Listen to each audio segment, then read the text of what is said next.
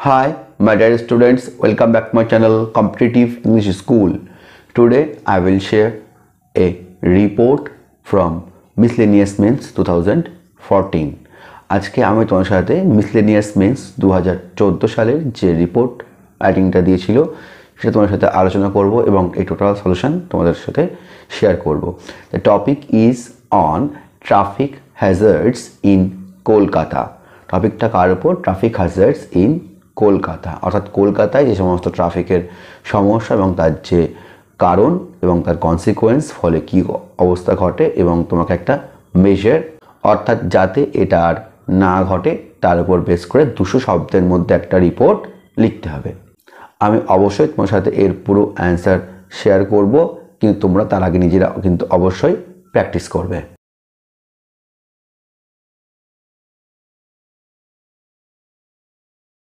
শুরু করার আগে আমি দু একটা বিষয়ে একটু বলি। তোমরা যদিও জানো যে কোনো রিপোর্ট রাইটিংয়ের ক্ষেত্রে আমরা প্লেসের নাম না লিখে XYZ বা নিজের নাম না লিখে ABC এইগুলো ইউজ করতে হয়, এরকম ইনস্ট্রাকশনে দেওয়া থাকবে। কিন্তু যেহেতু এখানে বলা আছে ট্রাফিক হ্যাজার্ডস ইন কলকাতা, তোমরা এখানে কিন্তু প্লেসের নাম কলকাতার নামেই লিখতে পারো, কারণ এখানে প্রশ্নে দেওয়া আছে লিখতে হবে traffic hazards in Kolkata. So Kolkata প্লেসের নাম দিয়ে কমা দিয়ে তারপরে ডেট দিয়ে তারপরে সালটা লিখে ক্লোন দিয়ে তোমরা এইভাবে শুরু করবে।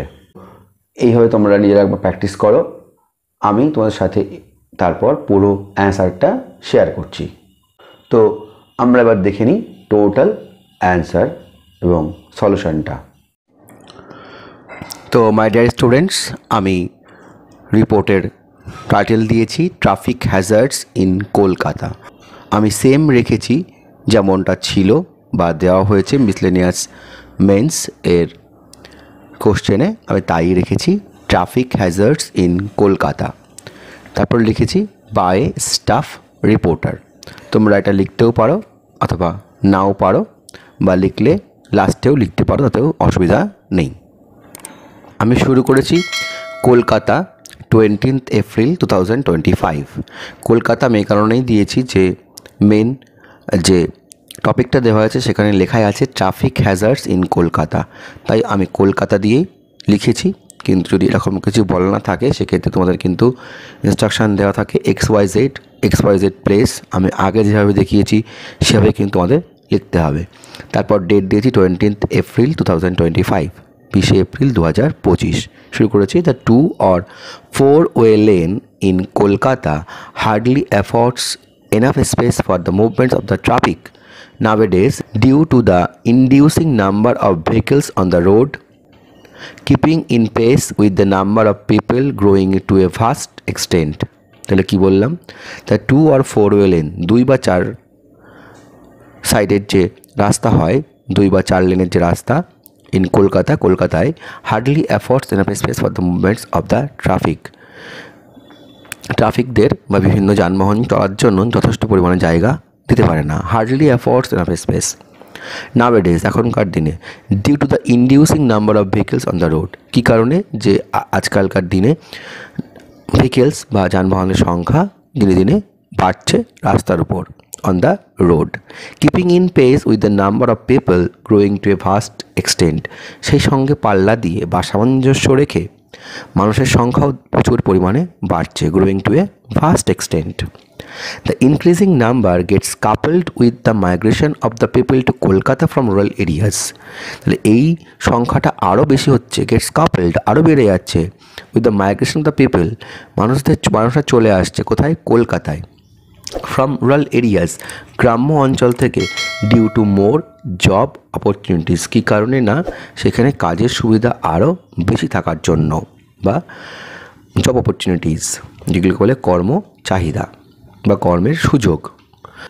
Besides, road vendors and hawkers made encroachment on the footpath by setting their stalls there, which in turn become the cause of harassment to the pedestrians and commuters as well.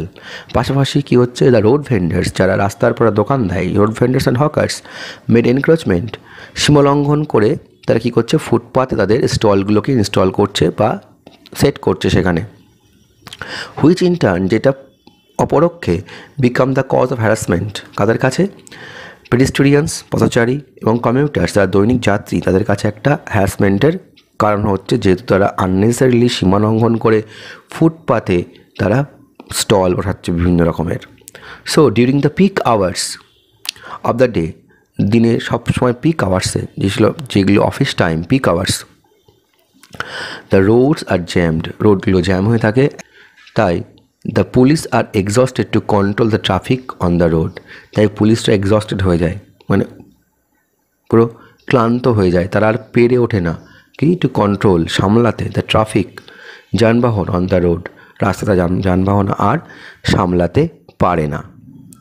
আমি second স্ট্যান্ডায় লিখেছি moreover the buses and mini buses ডিসঅবে the traffic rules, তার উপর কী হয়, বাস এবং mini বাসরা তারা কী করে, traffic rules মানে না। By driving slow on the green signal till it turns red, green signal থাকলেও তারা কী করে, আস্তে আস্তে চালায় যতক্ষণ তারা রেড হচ্ছে।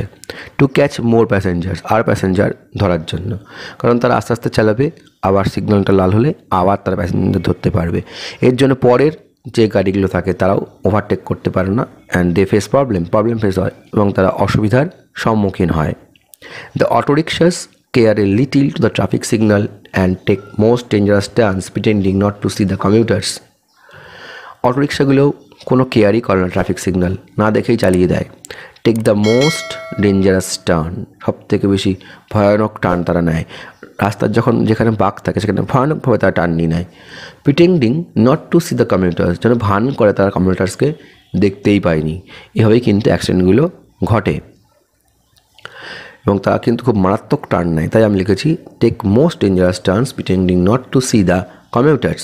This regular traffic has devastated the public life because of jams and frequent accidents, এই রেগুলার ট্রাফিক হ্যাজার্ডসগুলো মানুষের জীবনকে বিধ্বস্ত করে দিচ্ছে। ডিভাস্টেটেড দ্য পাবলিক লাইফ, কী কারণে, জ্যামের কারণে, আর ফ্রিকোয়েন্ট অ্যাক্সিডেন্ট, বারবার করে অ্যাক্সিডেন্ট হয়, মানুষ আহত হয়, সেই কারণে পাবলিক লাইফ বিধ্বস্ত হচ্ছে। লাস্ট স্ট্যান্ডায় আমি লিখেছি to handle this situations the police have to enforce strict laws deploying more traffic police on the road, তাহলে এই সিচুয়েশানটা হ্যান্ডেল করতে গেলে পুলিশকে লস, যে স্ট্রিক্ট লস তাদেরকে এনফোর্স করতে হবে, কাজে লাগাতে হবে। ডিপ্লয়িং মোর ট্রাফিক পুলিশ, আর বেশি পরিমাণে ট্রাফিক পুলিশ মোতায়েন করে, কোথায়, রাস্তায়।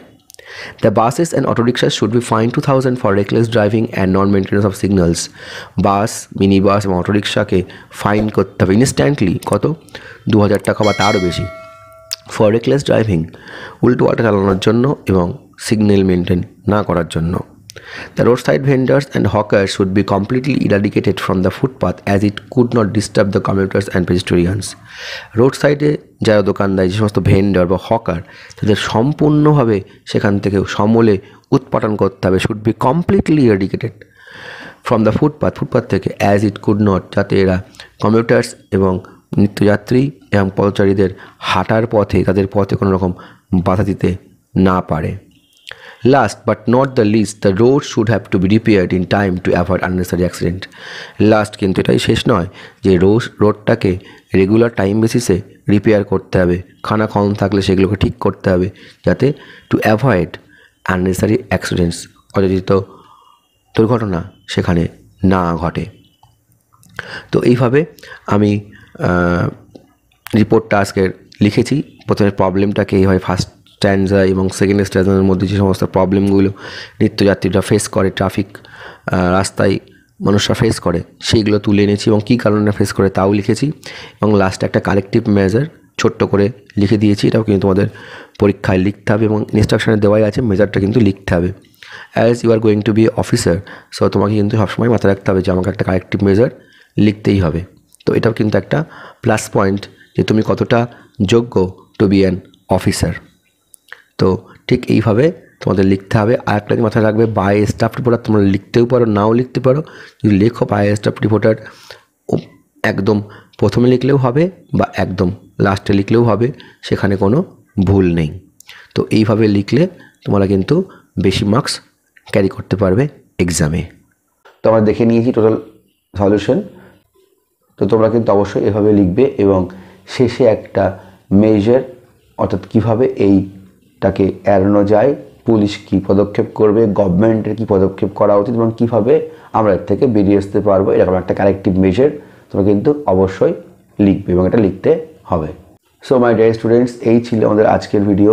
যদি তোমার ভিডিওটি ভালো লেগে থাকে তোমরা কিন্তু অবশ্যই লাইক করতে ভুলো না। আর এখনও পর্যন্ত যারা আমার চ্যানেল সাবস্ক্রাইব করেন তারা সাবস্ক্রাইবে ক্লিক করো এবং পাশে থাকা বেল আইকনটা ক্লিক করে দাও to get further notification from my channel. তো আজ এ পর্যন্তই। আর ভালো লাগলে তোমরা কিন্তু অবশ্যই ভিডিওটি শেয়ার করতে ভুলো না। তো আজ এ পর্যন্তই। Thank you, thanks for watching, see you in the next video again.